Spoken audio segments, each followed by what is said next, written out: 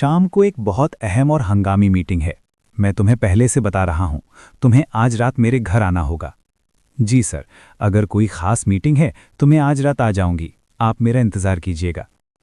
Inspector Ananya जैसे ही वहां पहुंची, उसने देखा घर में अजीब सा सन्नाटा था। अरे अनन्या, तुमने तो बहुत इंतज़ार करवा दिया। सर, आपने तो कहा था कि घर पर ऑफिशियल मीटिंग है, लेकिन यहाँ तो कोई भी नहीं है। आपने मुझे यहाँ तन्हा क्यों बुलाया? मीटिंग तो मैंने असल में बहाना बनाया था। दरअसल मुझे तुमसे एक ज़रूरी काम था और मैं तुमसे अकेले में मिलना चाहता था। अनन्या का लहजा सख्त हो गया। सर, ये कैसा काम है? रात के इस पहर मुझे बुलाना और ऐसी बातें करना आपके ओहदे को ज़ेब नहीं देता। आपकी नीयत मुझे ठीक नहीं लग रही। विक्रम राठौर की आवाज़ में हवस साफ छलक रही थी। काव्या, तुम बहुत हसीन हो, तुम मुझे बहुत पसंद हो। मैं आज की रात तुम्हारे साथ गुजारना चाहता हूँ। मैं आपके साथ कोई रात नहीं गुजारना चाहती और ना ही आप मुझे पसंद हैं। इसी रात का तो मैंने मुद्दतों इंतज़ार किया है। अब तुझे नहीं जाने दूंगा, अपना मकसद पूरा करके ही छोड़ूंगा। कुछ पल की खामोशी के बाद अनन्या बोली, मैं एक शर्त पर मानूंगी। आप वादा करें कि ये बात हमारे बीच ही रहेगी। काव्या, तुमने तो मेरा दिल खुश कर दिया। बेफिक्र हो जाओ, ये राज मेरे सीने में दफन रहेगा। मेरी एक बात ध्यान से सुन लीजिए, मैं कुंवारी हूं। आप वादा करें कि नरमी बरतेंगे। अच्छा जी, मैं वादा करता हूं, मैं तुम्हें फूलों की तरह रखूंगा। लेकिन अगले ही पल, प्लीज छोड़ दीजिए मुझे, हटो पीछे। आप अपना वादा तोड़ रहे हैं। अभी तो शुरुआत है, इतनी जल्दी क्या है? मुझे जाने दीजिए, कोई आ जाएगा। कोई नहीं आता, अभी तो रात जवान है। यहीं से ये कहानी एक डरावने मोड़ पर पहुंच जाती है। ये कहानी है एक निडर और फर्ज शनास लेडी पुलिस सब इंस्पेक्टर की, जिसकी उम्र सिर्फ 21 साल थी। नाम था अनन्या शर्मा। हुस्नो जमाल की मूरत इतनी खूबसूरत कि कई मुजरिम उसे देखते ही हथियार डाल देते थे। लेकिन बदकिस्मती से थाने में भी कई मर्द पुलिस वाले उस पर बुरी नज़र रखते थे। अनन्या को अच्छी तरह पता था कि उसका senior officer SHO Vikram Rathore उसके लिए दिल में हवस छुपाए बैठा है। वो अक्सर अनन्या को अपने केबिन में बुलाता और बेहुदा हरकतें करने की कोशिश करता, लेकिन अनन्या हर बार बच निकलती।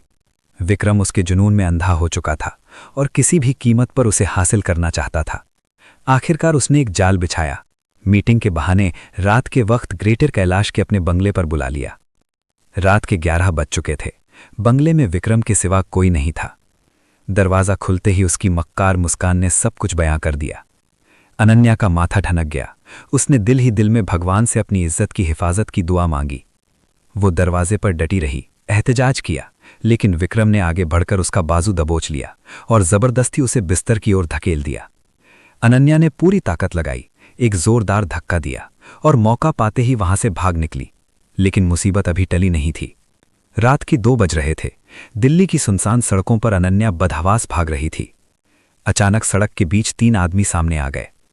साधु जोगी जैसे हुलिये में, लंबी दाढ़ी, बड़ी मूछें, गेरुआ लिबास।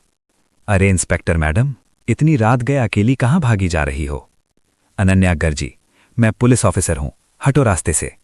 लेकिन वो तीनों नशे में धुत थे। घेरा डालने लगे।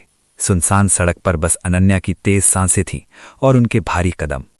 फिर जो हुआ वो किसी भी औरत के लिए सबसे बड़ा डर होता है। लेकिन अनन्या टूटी नहीं। हर पल, हर वार में उसने सिर्फ एक ही बात सोची, या तो बचूंगी या आखिरी सांस तक लड़ूंगी। और यही जज्बा उसे एक शिकार नहीं, एक शेरनी बनाता है। आखिरकार उसकी हिम्मत, उसकी सूझबूझ और उसका साहस दरिंदों पर भारी पड़ा। पुलिस पहुंची, तीनों मुजरिम गिरफ्तार हुए। अदालत ने उन्हें 151 साल की सजा सुनाई। आज इंस्पेक्टर अनन्या शर्मा का सिर्फ फख्र से बुलंद है। उसने सिर्फ अपनी इज्जत नहीं बचाई, बल्कि समाज को 3 दरिंदों से आज़ाद कराया। दोस्तों, ये कहानी भले ही काल्पनिक हो, लेकिन इसका पैगाम हकीकत से जुड़ा है।